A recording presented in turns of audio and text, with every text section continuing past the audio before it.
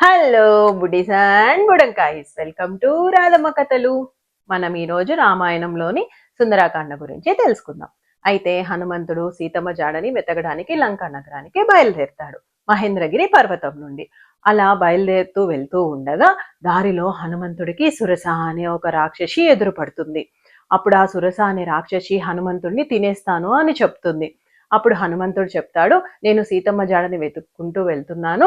సీతమ్మని శ్రీరాముడిని ఒకటి చేయడమే నా లక్ష్యం, నాకు ఇబ్బంది కలిగించొద్దు అని చెప్తాడు. కానీ సురస అంటుంది, లేదు, నాకు బ్రహ్మదేవుడు ఒక వరం ఇచ్చాడు, నాకు ఎదురుగా ఎవరు వచ్చినా సరే వాళ్ళని నేను తినేస్తాను అని చెప్తుంది.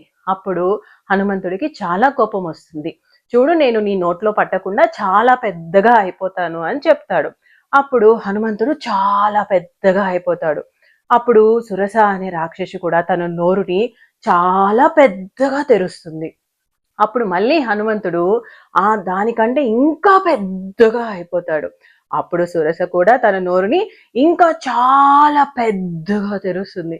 అప్పుడు హనుమంతుడు వెంటనే చీమంత చిన్నగా అయిపోయి ఆ సురస రాక్షసి నోట్లో నుంచి అలా వెళ్ళి అలా బయటకు వచ్చేస్తాడు. అప్పుడు హనుమంతుడు చెప్తాడు, చూసావా, నీకు బ్రహ్మదేవుడు ఇచ్చిన వరం ప్రకారమే నేను నీ నోట్లో నుండి బయటకు వచ్చేసాను, ఇప్పుడు నువ్వు నన్ను ఏం చేయలేవు అని చెప్తాడు. అప్పుడు సురస రాక్షసి హనుమంతుడి తెలివికి నవ్వుకొని మెచ్చుకొని తనని వదిలేస్తుంది. అలా వెళ్తూ ఉండగా మళ్ళీ మార్గమధ్యంలో సింహిక అనే రాక్షసి కూడా వస్తుంది. అప్పుడు హనుమంతుడు, నువ్వు తప్పుకో, నేను లంకా నగరానికి చేరుకోవాలి అని చెప్తాడు. కానీ సింహిక వినిపించుకోదు.